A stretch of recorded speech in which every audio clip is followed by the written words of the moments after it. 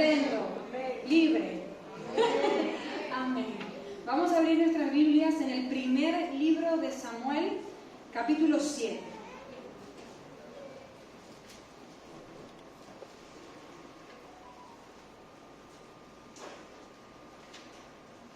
Primer libro de Samuel, capítulo 7. Vamos a comenzar leyendo solamente el versículo 12.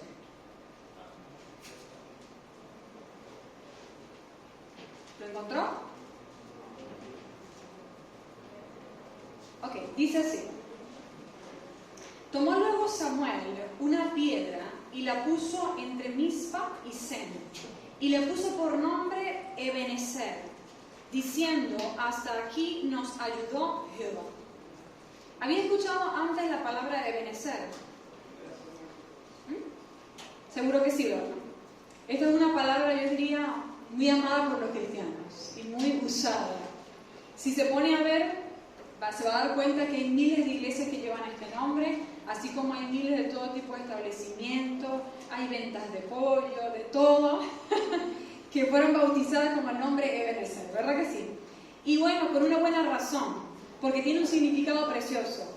Para el que no lo sabe, o de repente no lo recuerda, le cuento que Ebenezer significa roca de socorro. Repito, Ebenezer significa roca de socorro. Ahora, ¿el socorro qué es específicamente?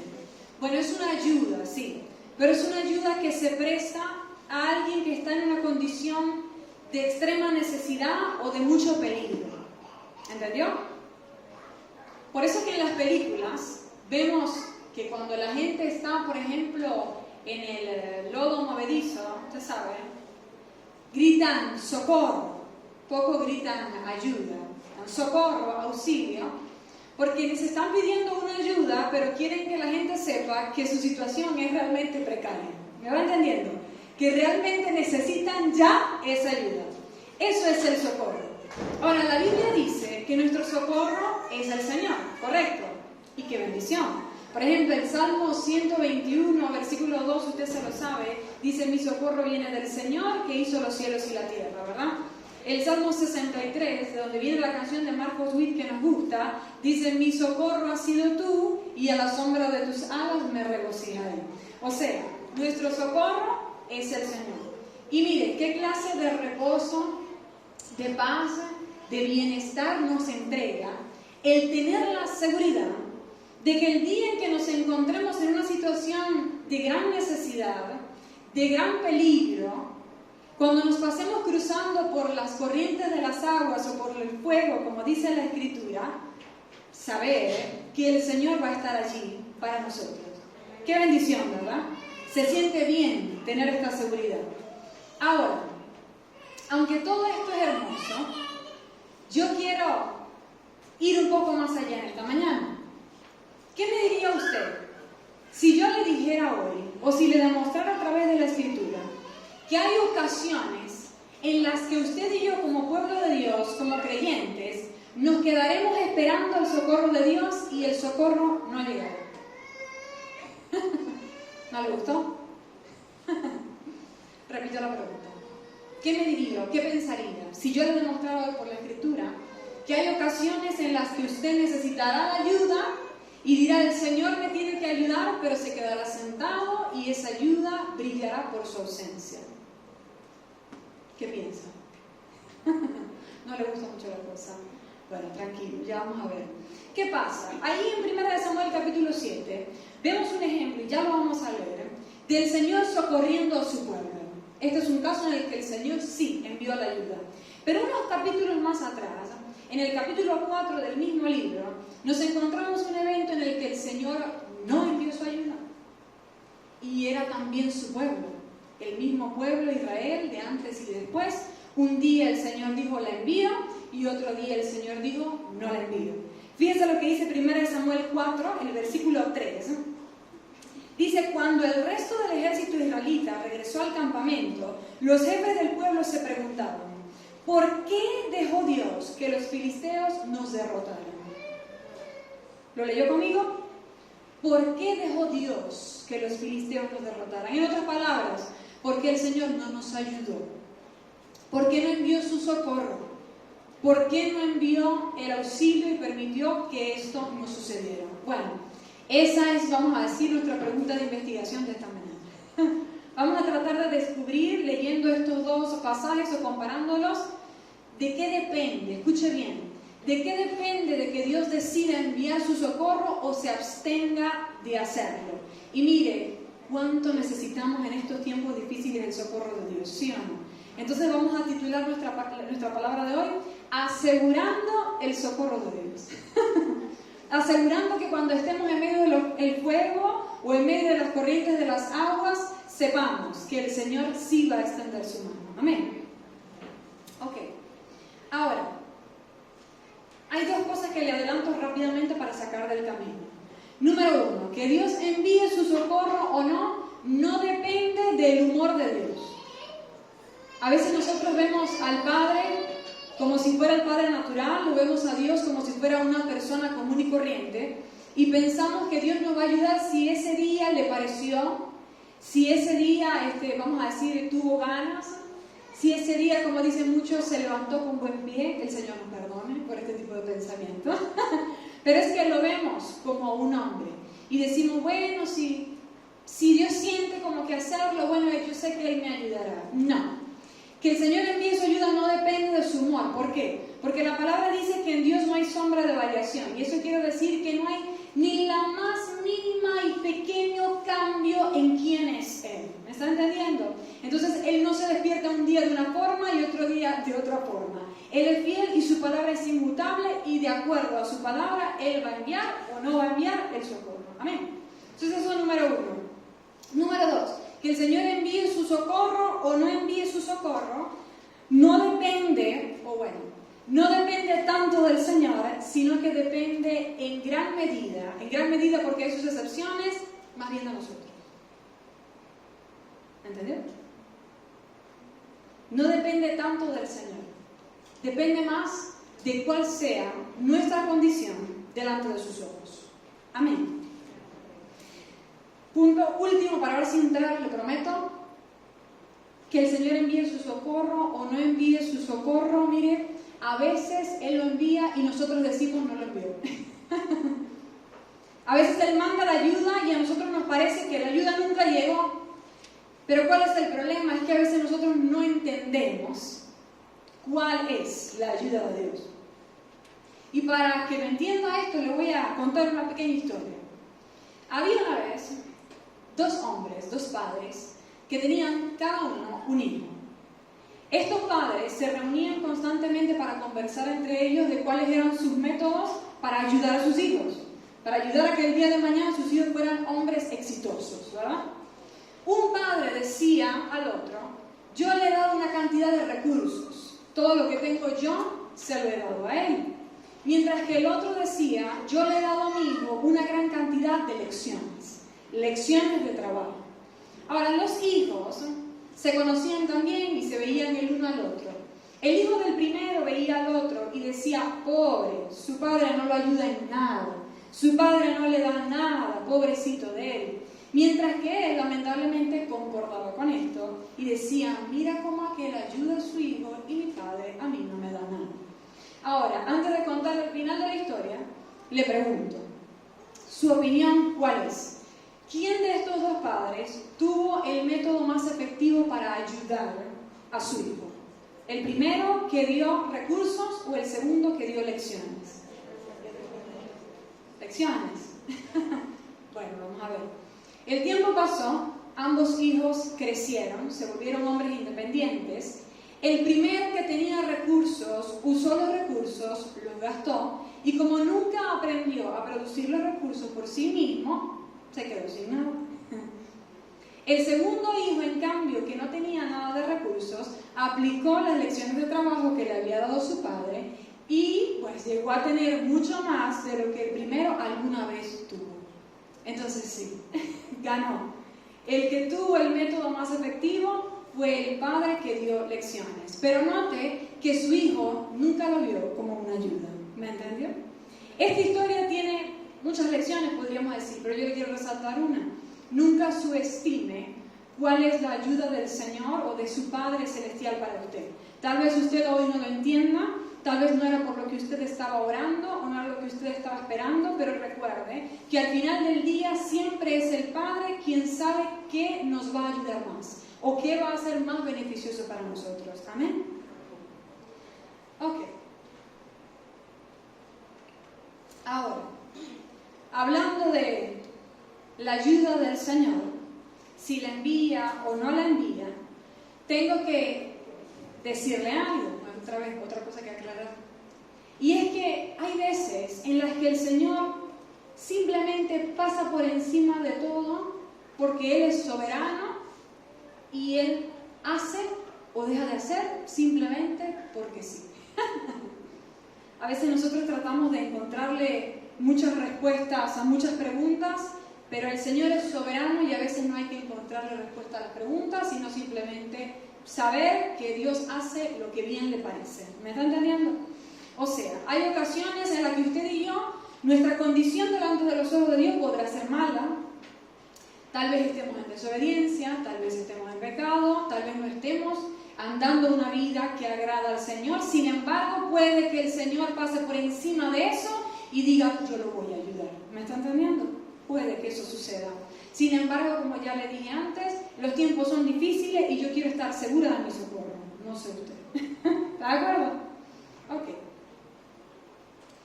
Ahora sí, vamos a entrar primero a Samuel, vamos a comparar el 4 y el 7, vamos a comenzar con el 4. Vamos a leer del versículo 1 hasta el 10, pero nos vamos a saltar un poquito. Dice, primer libro de Samuel, 4, versículo 1.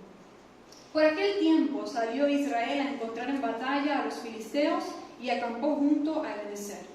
Y los filisteos acamparon en Afec.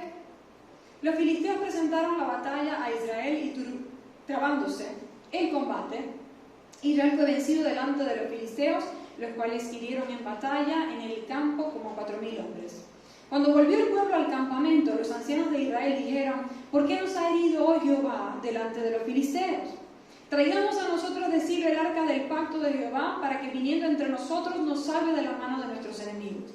Y envió el pueblo a Silo y trajeron de allá el arca del pacto de Jehová de los ejércitos que moraba entre los querubines. Y los dos hijos de Eli, Ofni y Finés, que estaban allí con el arca del pacto de Dios. Aconteció que cuando el arca del pacto de Jehová llegó al campamento, todo Israel gritó con tan gran júbilo que la tierra tembló. Nos adelantamos al versículo 10. Dice, pelearon pues los filisteos e Israel fue vencido nuevamente. Y huyeron cada cual a sus tiendas, y fue hecha muy grande mortandad, pues cayeron de Israel 30.000 hombres de a pie, y el arca de Dios fue tomada, y muertos los dos hijos de Eli, Ofni y Finés. Ok. ¿Entendió más o menos la historia? ¿No? Ok. El primer versículo nos habla de la posición estratégica en la que Israel y los filisteos, que eran sus enemigos, habían decidido acampar, poner su sitio, ¿verdad? Para luego ir a pelear. Ya esto nos habla de algo. Fíjense que en la Biblia los nombres de las ciudades siempre son proféticos, así como los nombres de las personas siempre son proféticos, siempre representan o significan algo. Israel estaba en Ebenezer, una tierra que se llamaba Ebenezer, o sea, que estaban en el socorro de Dios, o escúcheme bien, al menos eso ellos creían.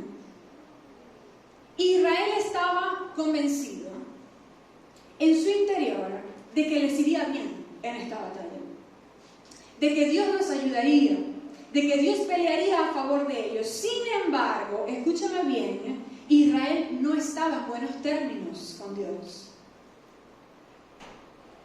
Repito, Israel pensaba que Dios le tenía que socorrer, porque a veces pensamos así, no es que Dios me tiene que ayudar. Sin embargo, Israel fue a esa batalla sin ponerse a cuentas con Dios, pero ahí estaban pensando que Dios les ayudaría. Y qué triste cuando se tuvieron que llevar las manos a la cabeza y decir, pero ¿qué pasó aquí? ¿Cómo pudimos perder esta cantidad de hombres? ¿Por qué Dios no estuvo a favor de nosotros? Y mire, al cristiano, y esto es triste, pero al cristiano a veces le acontece esto. A veces creemos que tenemos asegurado el socorro de Dios, que Dios nos tiene que ayudar, que nos tiene que favorecer, que nos tiene que apoyar. Sin embargo, nosotros en nuestro interior no estamos bien con Dios. Nuestra condición delante del Señor pues deja mucho que desear, digámoslo así. Así que cuando nosotros estamos así, simplemente no podemos pensar, escuché, no puedo pensar que el Señor va a estar de mi lado. ¿Se acuerda de Santiago capítulo 4? El versículo 4, la parte B, dice así: cualquiera pues que quiera ser amigo del mundo se constituye enemigo de Dios. ¿Entendió? Cualquiera que aunque se diga ser cristiano, creyente, aunque vaya a la iglesia, aunque ore y haga todo lo que aparentemente debe hacer, sin embargo no ha cortado sus lazos con el mundo, sin embargo hay algo en su interior que sigue andando conforme a la naturaleza pecaminosa, ese, dice la palabra, se constituye enemigo de Dios.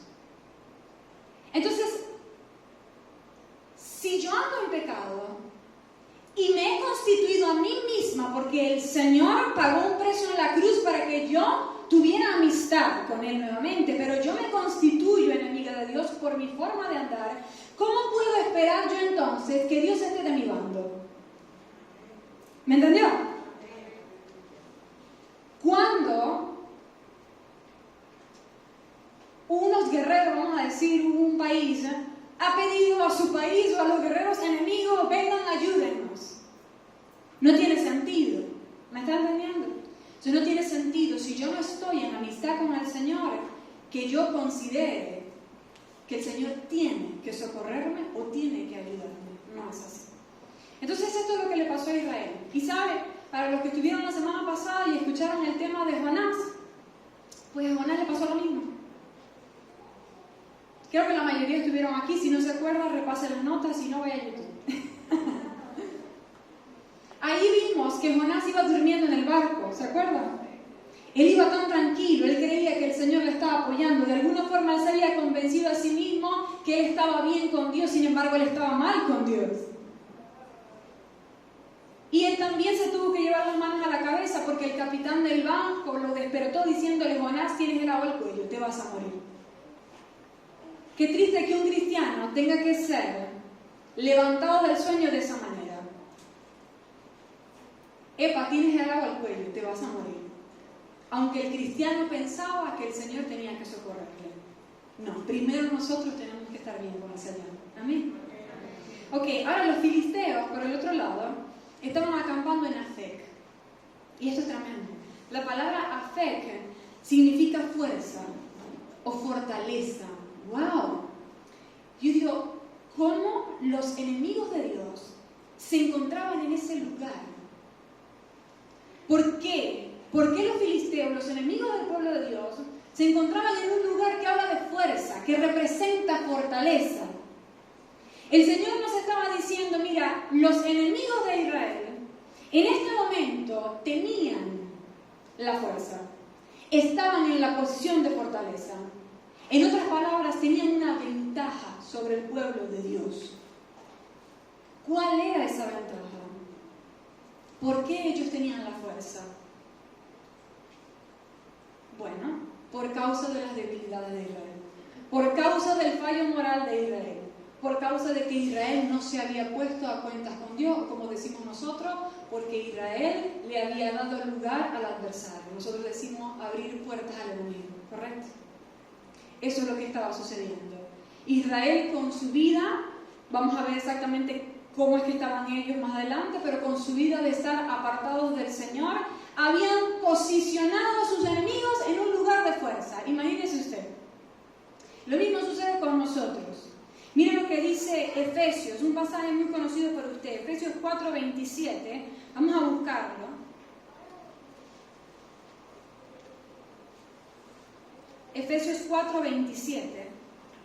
Vamos a leer desde el 25. Dice, por lo cual, desechando la mentira, hablad verdad cada uno con su prójimo, porque somos miembros los unos de los otros. Airaos, pero no pequéis, no se ponga el sol sobre nuestro enojo. El 27, y más importante, dice, ni deis lugar al diablo. Esa palabra lugar, me gusta más otra traducción que dice, no deis oportunidad al adversario.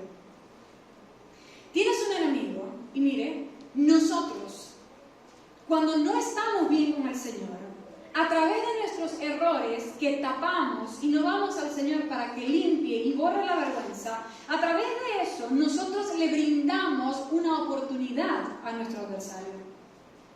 A través de eso nosotros lo posicionamos a él en un lugar privilegiado, de ventaja en contra de nosotros. Imagínese usted. O sea que no es tanto lo que el diablo puede hacer en sí mismo, es más lo que nosotros le permitimos hacer a él. Todo esto, por supuesto, como lo vimos, dependiendo de la forma en la que nosotros nos estemos conduciendo. Ahora, ahí nos habla de varias cosas que son ejemplos de lo que le da oportunidad al diablo, de lo que le brinda fuerza, que nosotros hacemos. Fíjense que ya leímos, número 1, el versículo 25, dice la mentira. La mentira le da oportunidad al diablo, lo pone en un lugar de fortaleza. Luego el 26 dice, la ira. ¿Lo vio? Airaos, pero no pequéis. Usted no sabe el poder que la ira en nosotros le entrega a Satanás. ¿Usted no ha visto? Seguro que sí. ¿No ha visto familias destruidas solamente por la ira? Por el enojo, por la contienda, por el pleito, por las palabras equivocadas, dolorosas, ásperas. ¿Sí o no? Lo vemos todos los días. Divorcios, padres que se van, hijos que se van de la casa dolidos, golpeados. ¿Por qué? Porque se le dio oportunidad al diablo, así de sencillo. Y el cristiano dice, ¿y cómo pasó esto? Si yo soy cristiana, si yo busco al Señor, bueno, puedes ser cristiana, pero también puedes estar dándole cabida al diablo. ¿Lo vio? También dice el 28, el hurto, el que hurtaba no hurte más, sino trabaje haciendo con sus manos lo que es bueno para que tenga con qué compartir con el que padece necesidad. Hurtar, y esto incluye robar los diezmos. Y robarte lo que sabes que necesita el hermano que tiene necesidad. 29, ninguna palabra corrompida salga de vuestra boca. Eso habla de toda clase de pecados de la boca, como ya dije algunos. Ahí también podemos agregar la calumnia, podemos agregar el chisme, podemos agregar las palabras groseras, deshonestas, etc. Todo eso le da oportunidad al diablo. Y a veces vemos, por ejemplo, las palabras deshonestas o las palabras exageradas, porque la exageración también es pecado. A veces lo vemos como, ay, ¿esto a quién le hace daño? Te hace daño a ti, porque estás poniendo a tu enemigo en un lugar de fuerza, en tu propia contra. El 30 dice, no contristéis al Espíritu Santo. Entristecer al Espíritu Santo, ay Dios mío, mire, si yo lo pudiera ver físicamente, yo diría que pone a Satanás, mire, en un trono encima de un monte y nosotros abajo a las orillas del monte, o a las faldas del monte.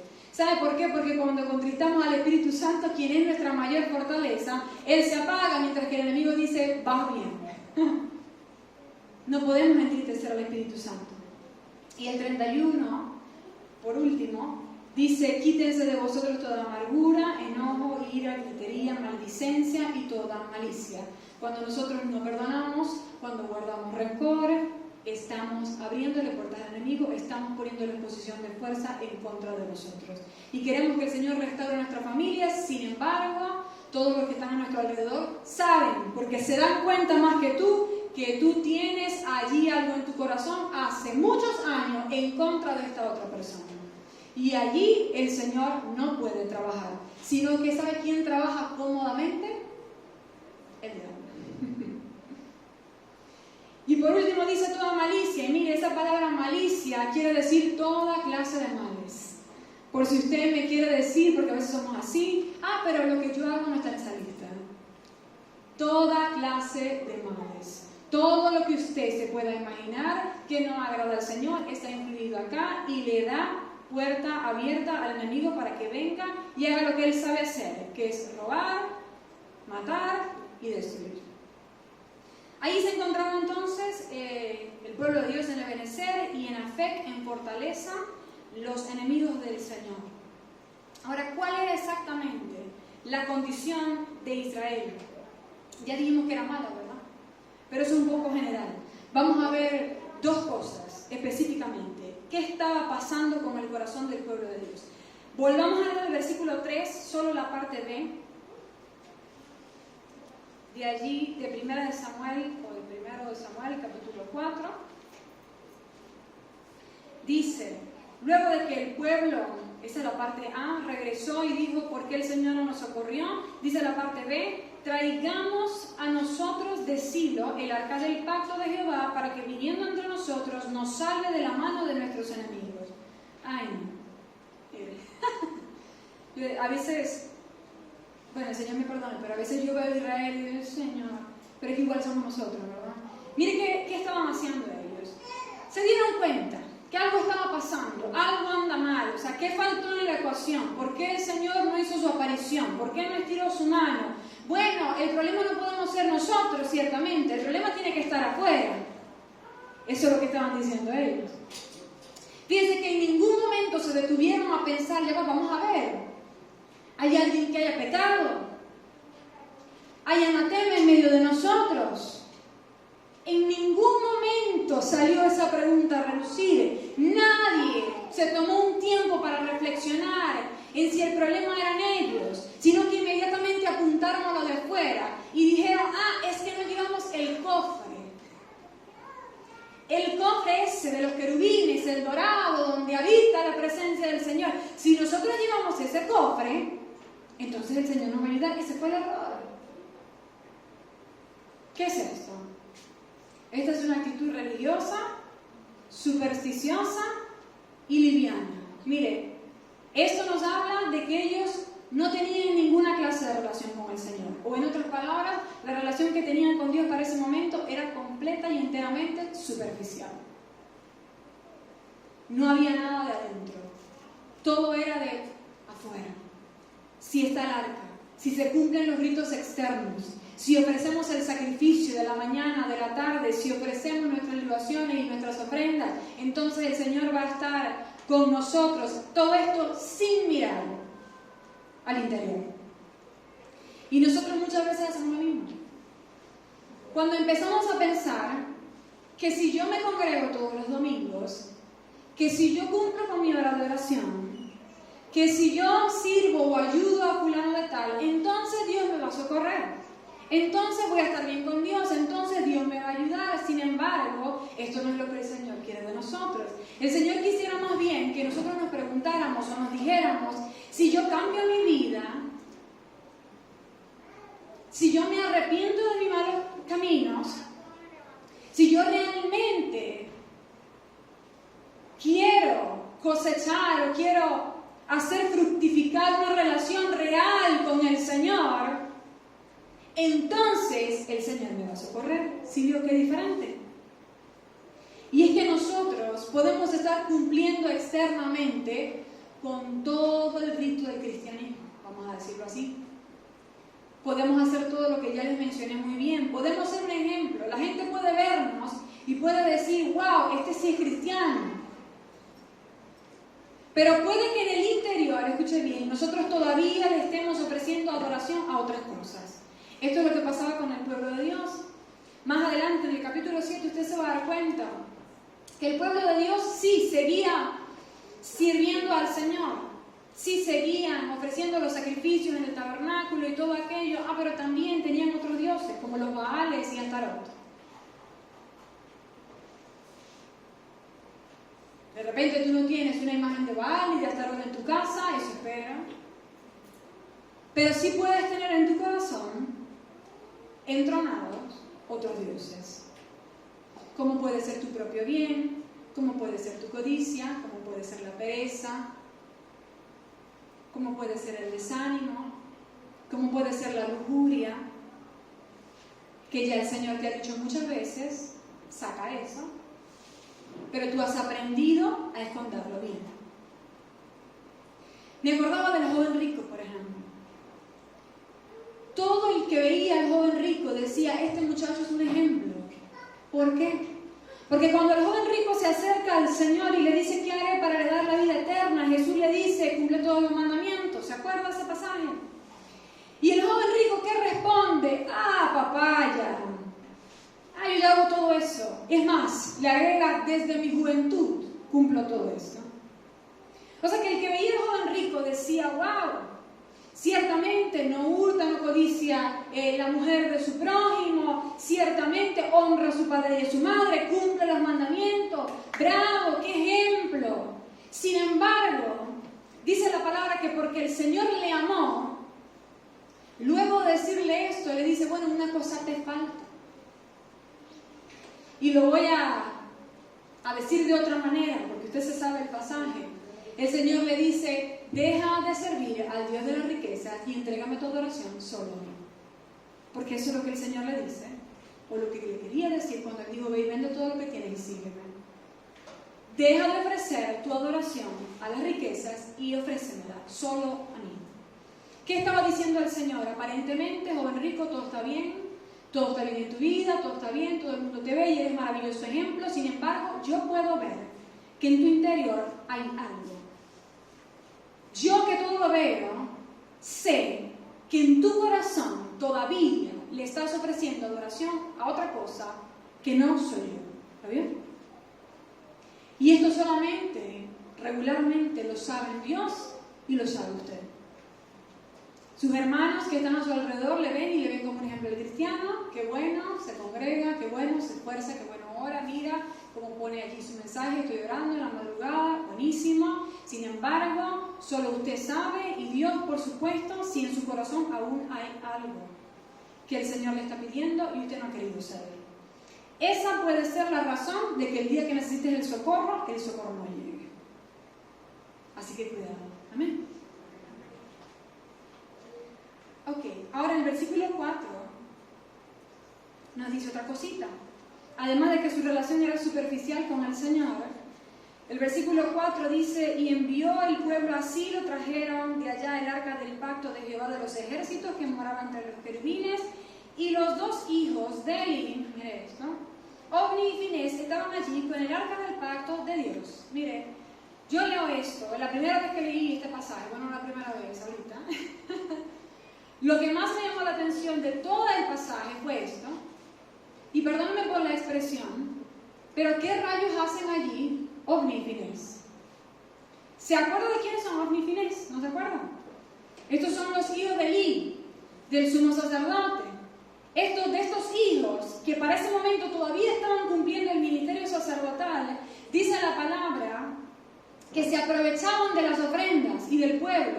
Dice que tomaban lo mejor para sí mismos y chantajeaban al pueblo de Dios y le decían, no, primero yo tomo lo mejor y luego hacemos el resto y hacemos el rito con lo que quede. Imagínense. O sea, ellos estaban corrompiendo completamente la santidad del ministerio levítico, imagínense. Además, como si fuera poco, dice que se acostaban con las mujeres que estaban cerca. Santo Dios. Pero ahí estaban, al lado del arca. El arca santa, que dice más adelante que uno quiso tocarla y que había muerto.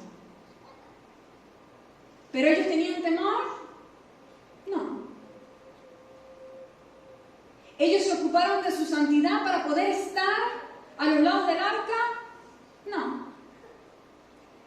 ¿Al pueblo de Dios le importó esto? No. Porque Elí lo sabía. Dios le habló a Elí y le dijo todo lo que ellos estaban haciendo. Es más, el Señor mismo le dijo que era notorio al pueblo. O sea que el pueblo lo sabía. El pueblo sabía que ellos se acostaban, mira, la fulana, yo me acosté con Ofni, yo, con Finés y yo. Ah, pero ahí estaban santos ellos, ofreciendo el sacrificio al Señor. Mire, qué terrible.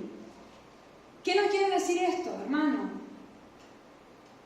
Eran livianos en la santidad, sumamente livianos. No les importaba santificarse, sino simplemente cumplir con la religión. Cuidado de que esto no nos pase a nosotros. Lo más importante para nuestra relación con el Señor es nuestra santidad. Para nosotros poder disfrutar de Dios y estar en su presencia, necesitamos ser santos. Si no, simplemente somos religiosos. Porque la Escritura lo dice, ¿quién subirá al monte de Dios? El limpio de manos y puro de corazón, el que no ha elevado su corazón a cosas vanas. Entonces nosotros, si decimos ser cristianos, no podemos ser livianos con la santidad. No podemos seguir buscando al Señor y no arreglar eso que hace tanto tiempo ya el Señor te dijo que tú tenías que arreglar. Porque te va a sorprender la tempestad como la sorprendió a Jonás. Y esto no es lo que el Señor quiere. Entonces arreglemos nuestros asuntos. Seamos, vamos a decirlo así, radicales, o esta palabra me gusta más, seamos intensos en lo que refiere a la condición de nuestro corazón. Amén. Lo que pasaba con ellos me recordaba a lo que pasó con la iglesia de la Odisea. ¿Se acuerdan de la iglesia de la Odisea? Está en el capítulo 3 de Apocalipsis. Creo que es el penúltimo mensaje a las iglesias que el Señor envía. Ahora, la iglesia de la Odisea representa a la iglesia del siglo XXI. O sea, lamentablemente nos representa. Nos representa en general como iglesia del Señor. Ahora, en este mensaje, no se lo voy a leer todo porque, bueno, se nos va el tiempo, pero es tremendo, de verdad. Llegue a su casa y lea por lo menos ese pasaje, el mensaje de la Odisea, para que lo entienda bien. Pero allí encontramos en el versículo 20 ese famoso pasaje que nosotros tanto utilizamos. ¿Se acuerda? Apocalipsis 3:20. ¿Qué dice? No, sin trampa. ¿No se acuerda? Ay, Apocalipsis 3:20. He aquí, yo estoy a la puerta y llamo. Si alguno abre la puerta, oye mi voz, abre la puerta, entonces yo entraré a él, cenaré con él y él conmigo. ¿Sí se acuerda? Este pasaje lo utilizamos sobre todo en evangelismo, ¿verdad? Sin embargo, lamentablemente lo utilizamos un poco mal. Porque fíjense que el Señor, este mensaje es a la Odisea, y la Odisea era una iglesia. ¿Sí me siguen? O sea, el Señor le estaba hablando a los cristianos, a los nacidos de nuevo, al creyente, al que había aceptado al Señor Jesús y le había conocido. Pero fíjese, esto es lo interesante, interesantísimo diría yo. A la iglesia el Señor le dice, he aquí estoy a la puerta y estoy llamando. Hermano, yo no sé, pero esto a mí me asusta. ¿Qué quiere decir? Que Dios esté a la puerta de una iglesia. ¿Qué quiere decir eso? A ver, usted que es inteligente. Si usted va a la casa de alguien y usted está en la puerta, ¿dónde está? ¿Adentro o está afuera?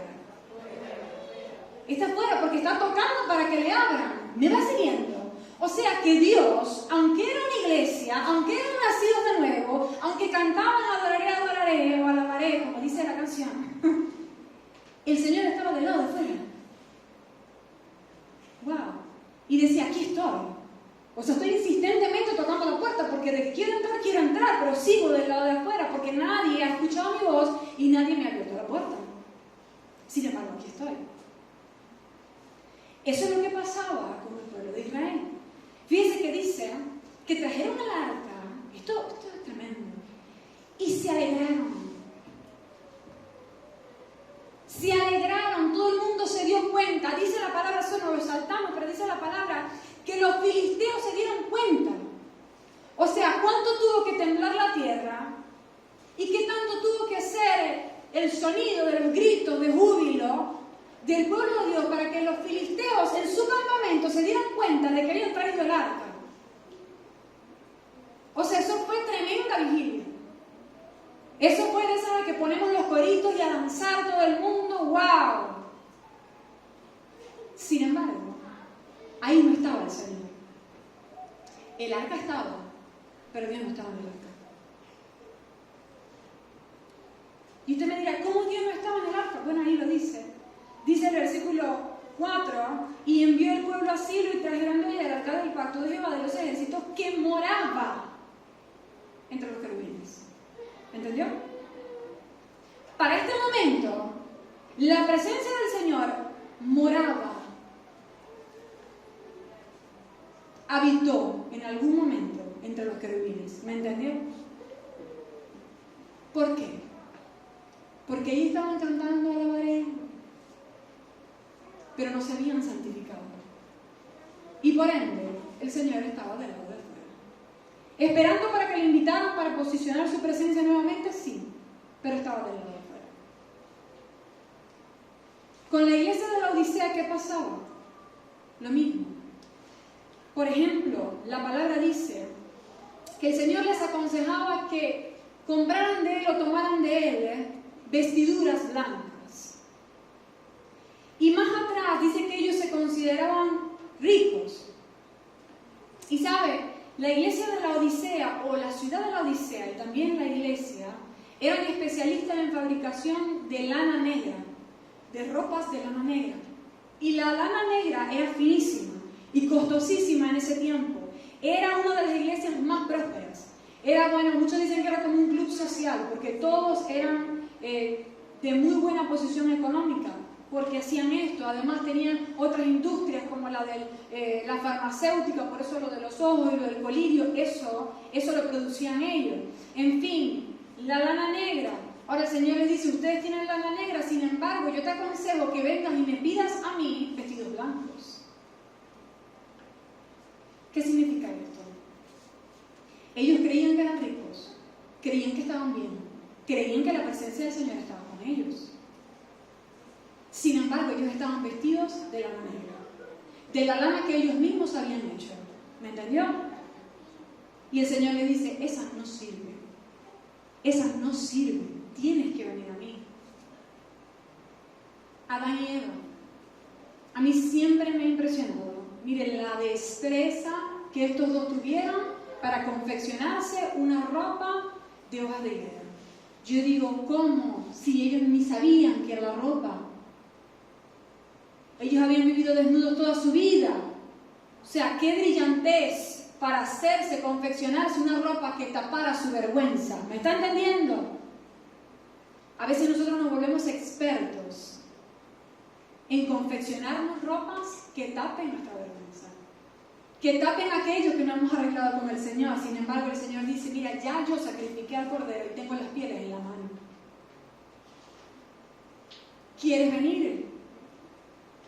Yo no voy solo a cubrir, yo voy a borrar el pecado. Sin embargo, el Señor no lo va a hacer si nosotros no venimos primero a Él. ¿Amén? Entonces preguntémonos hoy cuál es la condición de nuestra relación con Dios. ¿Cuál es la condición de nuestro interior? Lo que nadie ve, lo que solo tú sabes. Tenlo allí en la mente porque hoy es el día. Hoy es el día de que eso debe de ser. Amén. Allí Apocalipsis termina diciendo, yo reprendo y castigo a todos los que amo, sé pues celoso y arrepiéntete. ¿Sabe? Yo sé que estos mensajes no nos gustan. Yo lo sé. Yo quisiera predicar de la prosperidad financiera. Yo quisiera predicar de la bendición. Pero este fue el mensaje que el Señor nos dio. ¿Y sabe por qué este es el mensaje que Dios nos da? Porque como le dije con el joven rico, porque nos amó. Porque nos amó, el Señor nos dice lo que no está bien. Porque Él sabe qué pasa con eso. Él sabe que eso no se queda pequeño, sino que se vuelve un monstruo que termina por comerte a ti y todo lo que hay a tu alrededor. Entonces el Señor dice, yo reprendo y castigo a todo el que amo. Si este mensaje te parece duro, si no te gusta, recuerda que el Señor te está diciendo, te castigo y te reprendo porque te amo. Amén. Ok. Ahora, ¿qué pasa entonces? Vamos a ver cuáles son las consecuencias. ¿Qué pasa cuando el pueblo de Dios se encuentra en esta condición? Que ya estamos estudiando. Bueno, número 1, ahí vimos que no se lo esperan, o no nos lo esperamos, pero el Señor no brinda su ayuda y terminamos por sufrir pérdida. En este caso fueron 30.000 hombres. Y mire, a mí en lo personal, me parece sumamente doloroso cuando yo veo un cristiano que pareciera, o a mis ojos parece, que cayera de la gracia. Nunca se ha encontrado con un cristiano así. Que va caminando en el Evangelio y va bien, y el Señor le bendice, y es próspero, y avanza en el Señor y en todas sus áreas. Y yo digo, qué bendición. Y de repente una caída. ¡Blum! Y de repente tú no te lo esperabas, ni él ni nadie, pero cae. Como si cayera de la gracia de Dios, como si cayera del favor de Dios. A mí, yo esto lo encuentro dolorosísimo. ¿Por qué? Hermano, porque si el cristiano es la esperanza del mundo, y el mundo está viendo al cristiano como la luz de la esperanza, imagínense que el mundo vea al cristiano, caer de esa manera. ¿Me está entendiendo? A mí me parece algo doloroso. Y en este mensaje, o con este mensaje, yo quisiera que el Espíritu Santo pudiera, que usted dejara, mejor dicho, al Espíritu Santo que indague realmente qué puede haber allí. Porque hay ocasiones en las que tal vez no sepamos. Hay pocas, porque la mayoría sabemos. Escúchame bien, no me malinterprete, la mayoría de las veces, la gran mayoría, sí sabemos, y sabemos hace años lo que está mal. Sin embargo, sí existen ocasiones en las que todavía no nos ha sido revelado, en las que todavía no sabemos qué pasa. Pero si eso está allí, algún día vamos a caer del favor del Señor.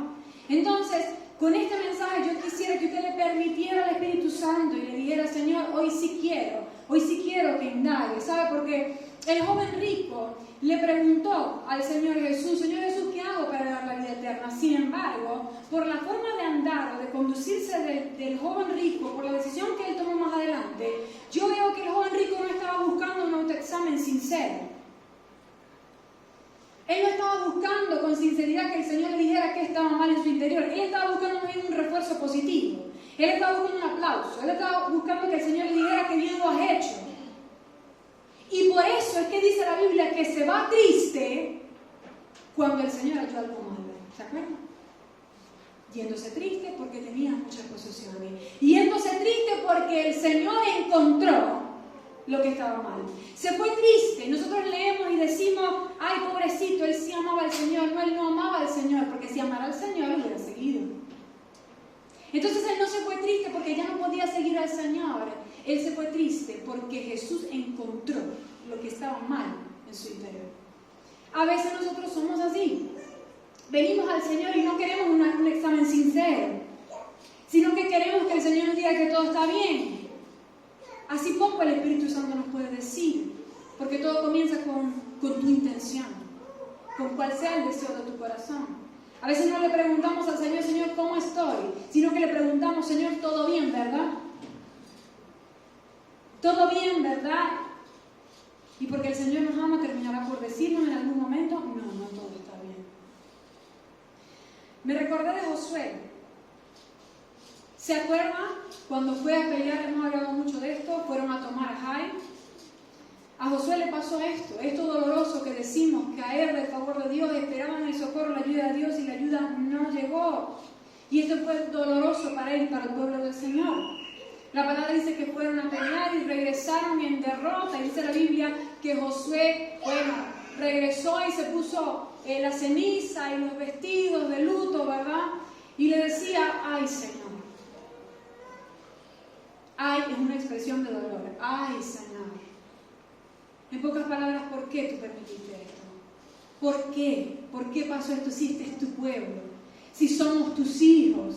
Y el Señor le dijo: ¿pero qué haces llorando? ¿Pero qué haces preguntándome eso? Averigua qué es lo que está mal en ti. Averigua qué es lo que está mal en el pueblo, porque hay anatema. Algo tienen escondido y por eso yo no pude socorrerlos. ¿Qué hay en nosotros entonces? Necesitamos, tal como Josué, hacer un examen profundo, una investigación profunda. Porque dice la palabra, ya lo estudiamos en alguna ocasión, que Josué llegó y empezó casa por casa, tribu por tribu, familia por familia, hombre por hombre, a ver dónde estaba la contaminación. Igual nosotros. No seamos superficiales con respecto a la santidad. No digamos: bueno, aparentemente todo se ve bien. Examinemos parte por parte, porción por porción de lo que hay en nuestro interior. ¿Amén? Ok, número 2, envió su juicio. Lógicamente, Ofni y Finés terminaron muertos. Y ya el Señor había prometido que esto iba a suceder, pero les dio un tiempo. Sin embargo, ellos no se arrepintieron. Y esto nos habla a los ministros, hermanos, a los que servimos al Señor, a los que tenemos una posición de liderazgo, a los que... Todos, porque todos son líderes. Porque sabes, de donde tú estás, aunque tú no te pares aquí, desde la casa donde tú estás, en el barrio donde tú estás, todos te están observando. Tú eres el líder de ese barrio, ¿sabías? Porque todos te observan para seguirte, porque tú eres el cristiano, porque tú eres la luz de esperanza. Entonces tú que tienes esa responsabilidad no puedes ser liviano. Tú que tienes esa responsabilidad no puedes aparentar una cosa y ser otra en tu interior, porque el Señor envía el juicio. Y mire, el Señor es tan misericordioso que el Señor alarga el tiempo y deja, tiene paciencia, llena, envía su gracia, y paciencia, y misericordia, pero llegado el tiempo el Señor tiene que enviar el juicio, porque como siempre decimos, Él no se puede negar a sí mismo. Y así como es amor, Él también ha prometido juzgar y debe hacerlo. ¿Amén? Es triste, pero sé que usted habrá podido ver en las noticias lo que está pasando con muchísimos ministros del Señor. Cosas están saliendo a la luz. Dios mío, terrible. Ministros que estaban en una posición de privilegio muy alta, que Dios había posicionado con dones, con talentos, con gente que lo seguía, y de repente no ni cuenta nos dimos y ¡plum! Cayeron. Porque a veces sí son ataques de las tinieblas, pero la mayoría de las veces es que llega el momento en el que Dios debe juzgar, aunque nosotros seamos la cara de la iglesia. Y créame que al Señor le duele más que a nosotros, pero lo tiene que hacer. ¿Amén? Okay. Por último, entonces dice la palabra que perdieron el arca del Señor. ¿Se acuerdan? Y esto significa que la presencia del Señor se fue. Además se quedaron sin gloria. Y Cabot termina diciendo este pasaje que significa sin gloria. Perdieron la presencia, perdieron la gloria del Señor porque no se ocuparon en su santidad.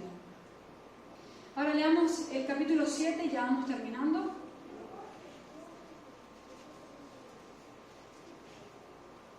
Vamos a leer desde el 3. Dice, habló Samuel a toda la casa de Israel diciendo, si de todo vuestro corazón os volvéis a Jehová, quitad los dioses ajenos y a Astarot de entre vosotros y preparad vuestros corazones a Jehová, y solo a él servid, y os librará de la mano de los filisteos. Entonces los hijos de Israel quitaron a los Baales y a Astarot y sirvieron solo a Jehová. Dice el versículo 5, Samuel dijo, reunid a todo Israel en Mizpa, yo oraré por vosotros a Jehová. Se reunieron en Mizpa, sacaron agua, la derramaron delante de Jehová y ayunaron aquel día y dijeron allí, contra Jehová hemos pecado, y juzgó Samuel a los hijos de Israel en Mizpa.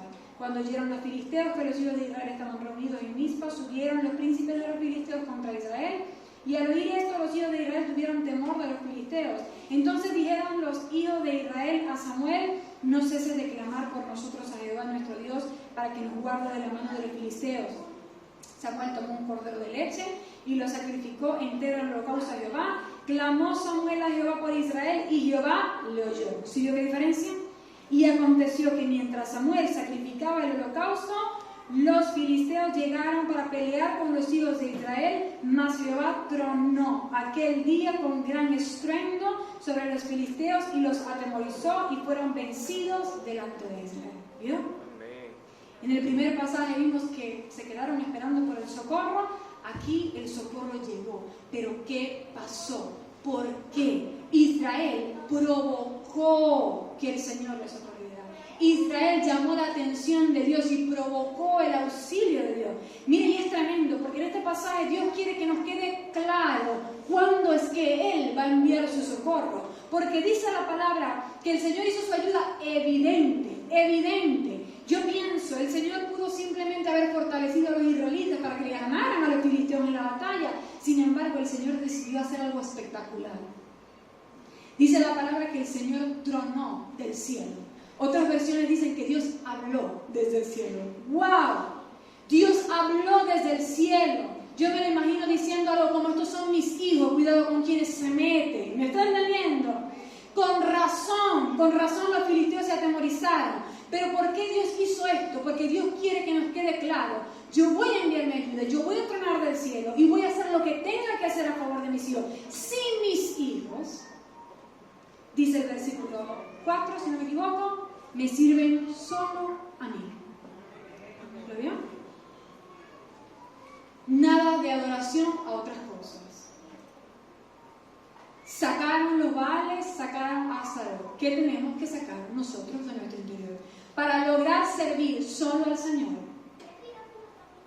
debemos entender que Dios es un Dios celoso y no comparte su adoración a nadie. No comparte su trono con nadie. Si nosotros vivimos así, entonces el Señor tronará a nuestro favor. Amén. ¿Qué más hicieron ellos? Dice el versículo 6, que derramaron agua y ayunaron. Y esto de derramar agua y también lo de ayunar significa abstenerse de algo para entregárselo al Señor. Se abstuvieron del agua, lo derramaron, se abstuvieron de la comida, ayunaron, para ofrecer una ofrenda, algo que agradara al Señor. Sin embargo, tanto el agua como la comida son cosas que nos agradan, ¿sí o no? Sobre todo la comida, ¿verdad? Nos agrada, pero eso es lo que Dios nos pide, lo que nos agrada. Por algo David dijo, no le ofreceré nada al Señor que no me cueste. Porque he allí el valor de la ofrenda, he allí el valor del sacrificio, que sea algo que te agrade y por ende te cueste entregar. Allí es cuando Dios dice, wow, si me ama. Wow, esto sí es una ofrenda, esto sí es un sacrificio. Esa es la clase de hijos por las que Dios truena. Esa es la clase de hijos que Dios socorre. Los que se abstienen. Los que dicen, Señor, tú sabes que esto que está en mi interior me gusta. Porque si no me gustara, hace tanto tiempo que ya lo hubiera dejado. Pero me agrada, sin embargo, sé que tú me lo estás pidiendo, así que me voy a abstener. Me lo voy a extirpar del corazón y te lo voy a rendir. Amén. Y usted me dirá, ¿cómo así que nos agrada, Rebeca? ¿Cómo así que nos agrada el pecado? Nos agrada porque nos agrada. Porque si el pecado no fuera atractivo, nadie pecaría. Te voy a poner un ejemplo. El rencor nos agrada. ¿Sabía usted eso? La falta de perdón nos encanta. Y usted me dirá, ¿cómo así se siente tan feo? Sí, se siente tan feo. Pero a ver, cuando tú te sientas con alguien, con la vecina, con la familia, con quien sea, y llegan noticias del fulano que tú no has perdonado, le está yendo mal a fulano, ¿cómo te sientes bien hablando de aquello? ¿Sí o no? ¿Cómo te da? Bueno, ¿cómo te sientes en tu interior refrescado? Claro que le va mal, por supuesto, ¿cómo no le va a ir mal? Y entonces ese es el comienzo para una conversación de 3 horas y nos volvemos como el meme. Después de 3 horas de conversar con mi amiga, entonces termino diciendo, pero ¿quiénes somos nosotros para juzgar? Sí, ma, claro. Pero ¿cómo te encantó la conversación de 3 horas? ¿Sí o no? Cuando el Señor nos dice, extirpa el rencor, la amargura, la falta de perdón y entrégamela, el Señor nos está diciendo, renuncia a tu, vamos a decir, a tu derecho de vengarte. Renuncia. Y cuando tú hablas, cuando tú utilizas el chisme, cuando tú te sientes bien porque a aquel le va mal, esa es una clase de venganza. ¿Entendió? Nos encanta, nos agrada la avaricia. Sé que esta es una palabra fuerte, digámoslo así, nos encanta el billullo. ¿Sí o no? Nos encanta contar lo que tenemos, con cuánto contamos y qué vamos a hacer con eso. ¿Se acuerda de David? Hizo un censo y al Señor no le agradó el censo. ¿Por qué? Ese era un símbolo del orgullo y la avaricia de David. David quería saber con cuántos hombres contaba. ¿Y se acuerda cuál fue el juicio? El juicio fue desastroso. No te parezca liviano entonces la avaricia, la codicia y el amor al dinero. Te encanta, pero el Señor te lo está pidiendo. Sácalo de ti y entrégamelo. Entonces mi socorro va a llegar. Amén. Y por último, dice el versículo 6, que confesaron sus pecados. Esta es mi parte favorita y con esto termino. Confesaron sus pecados. Hablamos tanto del arrepentimiento y la confesión, sin embargo, lo que pasó aquí fue espectacular. A veces leemos y no lo entendemos muy bien, pero yo se lo voy a ilustrar. ¿Qué es lo que pasó allí? Dice la Biblia que confesaron sus pecados y fueron juzgados por Samuel. Miren, esto fue así. Estaban reunidos y dijeron que queremos ponernos en línea con Dios. Vino Samuel como representante del Señor, como líder espiritual, sacó su mesa y su silla y dijo, bueno, aquí estoy, una línea a mi derecha, ordenadamente, pasa uno por uno. Escúchame bien, uno por uno, confiesa su pecado y hablamos del juicio. Ante Samuel, ante el pueblo, ante Dios. ¿Qué quiere decir esto? No fue a la ligera, sino que fue en serio. A veces oímos de la confesión de pecado, y sí, yo hago todos los días, pero lo que haces todos los días es lo siguiente: Señor, perdóname por todos mis pecados.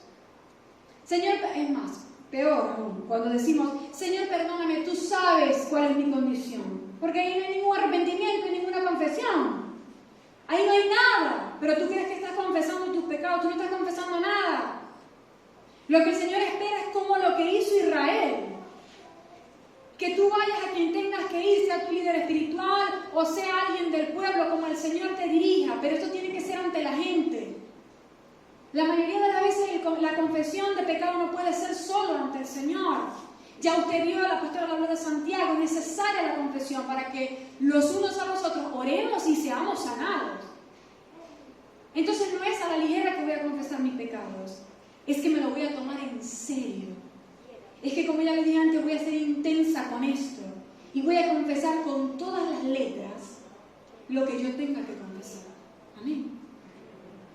Eso es lo que el Señor va a premiar con socorro. Ahora, allí dice la Biblia que cuando los enemigos escucharon que el pueblo de Dios estaba haciendo esto, cuando los enemigos escucharon que el pueblo de Dios estaba reunido en Mizpa y que Samuel les estaba juzgando y que ellos estaban arrepintiendo, que estaban confesando sus pecados, corrieron y dijeron, no, esto no lo podemos permitir nosotros. Y ahí estaba Samuel levantando el cordero. Ni chance le dio. Y ahí tenía a los enemigos. ¿Qué te quiero decir con esto? Hermano, si tú te determinas hoy a hacer lo que hizo el pueblo de Israel, escúchame, el Señor sí te va a enviar su socorro. Pero quiero decirte, porque yo no te puedo mentir ni te puedo encubrir nada, que el enemigo se va a levantar. Se va a levantar, pero se va a levantar ¿por qué? Porque Él sabe el poder que hay cuando los hijos de Dios se ponen a cuenta con Él. Amén. Oremos.